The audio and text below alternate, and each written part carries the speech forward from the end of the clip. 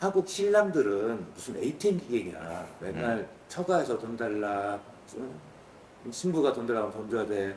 매번 이렇게 돈을 줘야 되는데 도대체 그 처가 지원을 어떻게 하는 게 가장 현명한 방법입니까? 자, 뭐 돈 많은 분들은 뭐 처갓집에 뭐 목돈 한 번 주면 좋죠. 뭐 돈 싫어하는 사람이 있습니까? 근데 중요한 거는 처갓집은 너무 잘해줘도 안 되고 그렇다는 걸 알고 있어야 돼요. 그래서 어느 정도 딱 유지하면서 가야 되는데 저는 이렇게 생각합니다. 신랑이 신부들한테 기본적으로 한 1년에 한 2번 정도 나눠서 어떤 분은 이런 말을 해요. 매달 신부 처갓집에 뭐 돈을 보내야 됩니까? 이런 물어요. 내가 그건 말도 안 되는 소리다. 매달 조금씩 모아서 1년에 2번 정도로. 근데 한국 여자하고 결혼을 했을 때 처갓집을 위해서 돈을 얼마를 쓰느냐를 저는 물어봐요. 암만 안 써도 보통 일반적인 도 200~300원 이상 쓴다. 근데 많이 쓰는 사람은 처갓집을 위해서 몇백을 쓰는 사람들도 있다. 와이프가 돈 관리하는 사람이 많으니까 모르는 것뿐. 그렇죠. 모르죠. 그래서 처갓집은 저는 제 기준에서 1년에 작게는 한 200, 250, 많게는 한 300선, 350선 정도를 2번 정도 쪼개서 이제 용돈으로 주고 드리고, 그 다음에 신부들한테 저는 가르쳐요. 처갓집을 위해서는 엄마, 아버지 한국 와서 돈을 벌게 해라. 대신 신랑은 니네 엄마 와서 장인 장모가 오는 부분을 지원해 줄게. 한국 오는 부분을 지원해 주고. 그러면 신부들은 신랑을 위해서 뭐 하는 게 있어요. 가정을 위해서 자식 놓고 열심히 가정생활을 하고. 근데 조금은 어떤 이제 처갓집에 따라서 그냥 무조건 돈을만 요구하는 경우가 있어요. 근데 신랑분들이 한 가지 잘 아셔야 될 게 있어요. 뭐냐면은 어떤 분은 신부 집이 조금 어느 정도 사는 집을 그런 신부를 만나고 싶어 해요. 굉장히 위험한 생각이에요. 신부 집이 진짜 못 사느냐, 보통 먹고 살만하냐, 좀 사느냐, 이걸 갔을 때요. 사느냐 집으로 가버리잖아요. 신랑이 돈을 $1000를 보내줘도 큰 돈이 아니에요.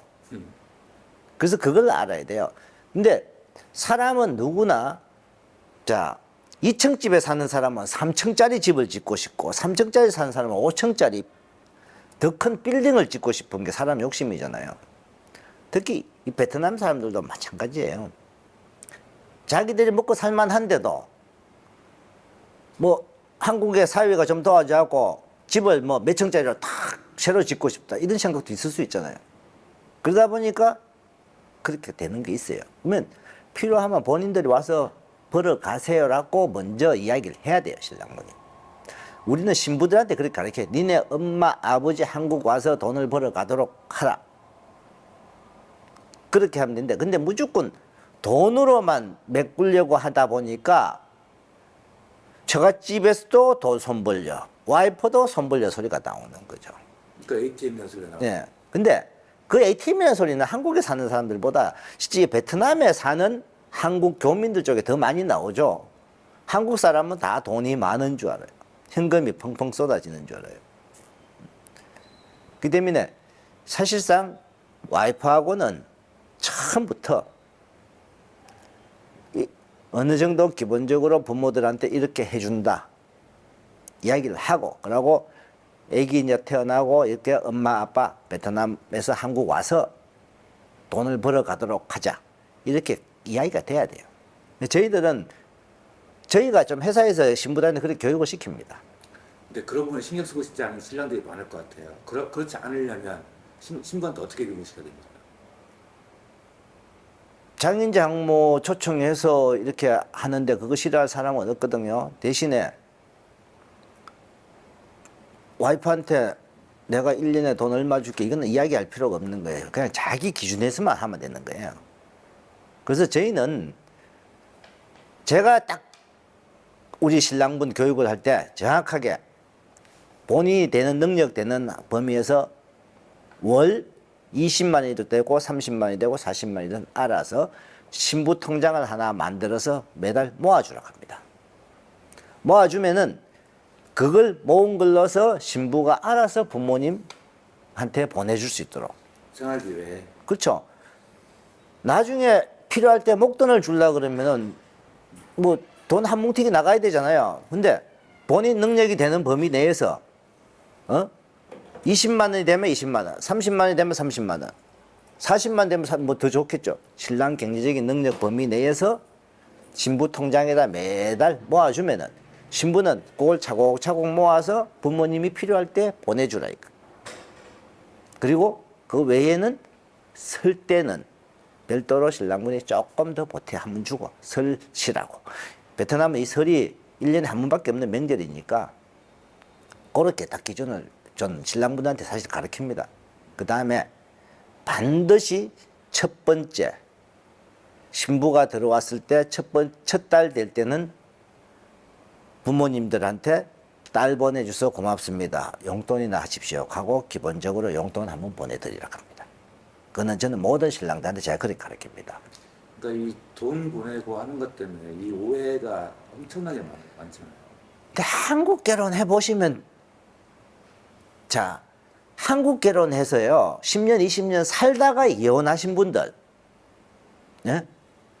그분들 이야기 들어보면은요 그분들이 진짜 신부들한테 잘해요. 왜? 그동안에 한국 결혼해서 와이프들이 갖다 쓴 돈을 비교하면은 이거는 돈 들어가는 게 아닌데요. 지난주에 결혼한 분 신랑분 그렇잖아요. 7년 결혼 생활에서 이혼을 했는데 7년 동안 이분이 사업하는데 거기서 매달 월급 받듯이 받아갔대요. 부인한테. 아니 부인이 예. 자기도 일할게 돈 줘 이렇게 하면서 와서 일도 별로 안 하고 월급처럼 그러고 신랑 카드는 카드대로 쓰고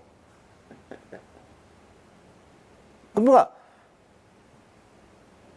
어떤 분은 월 수입이 매달 1,000만 원, 1,200만 원 이 정도 되는데 매달 그걸 다 와이프한테 줬대요. 10년 지나고 15년이 지났는데 돈 모인 게 하나도 없더라고.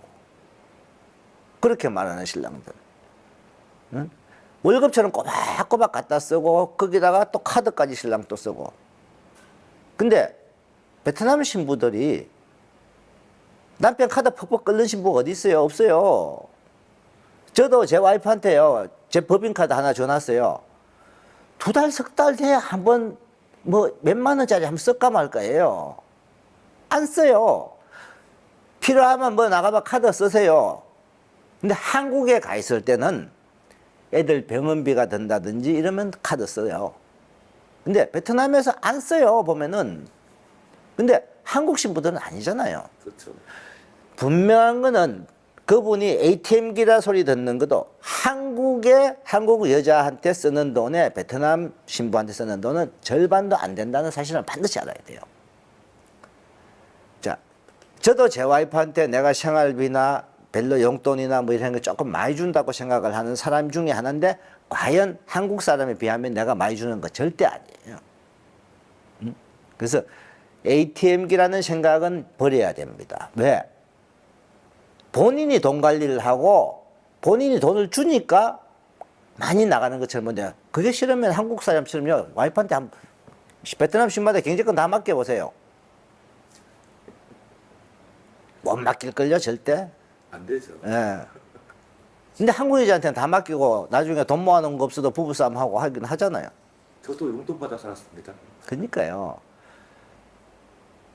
한국 사람과 결혼을 해서 살면서 돈 들어가는 거 베트남 신부와 결혼해서 돈 들어가는 거는 도로 게임이 안 된다는 거예요. 베트남 신부가 훨씬 작게 들어가는데 모든 걸 자기가 직접 지출해 주니까 많이 나가는 것처럼 느끼는 것 뿐이죠. 아, 지금 포인트도 좋다. 왜 이 어떻게 됐든 뭐 돈을 주든 안 주든 처가 주든 안 주든 그 한국 부모님이 모르게 줘야 된다는. 예. 제가 신랑분한테 가르치는 그거예요. 자, 와이프한 제가 집에 주던 1년에 한 번을 주던 몇 달에 한 번에 주던 이 정도 주는 분이잖아요. 자, 보통 저는 6개월에 한 번씩 정도 사실 뭐 이렇게 하겠는데 6개월에 한 번 돈을 줬어요. 어머니가 알아. 또 6개월에 한 번 줬어요. 또 어머니가 알아. 근데 이 어머니들은 우리가 나이가 세월 지나가는 게요. 10대 때와 20대, 30대, 40대, 50대가 너무 나이대가 많아질수록 1년이라는 세월이 금방금방 가잖아요. 그러면 한 달 세월은 진짜 눈 깜빡 가거든요. 몇 달에 한 번씩 어떡하다 보내주는데 어머니는 매달 보내준다고 생각해요. 왜?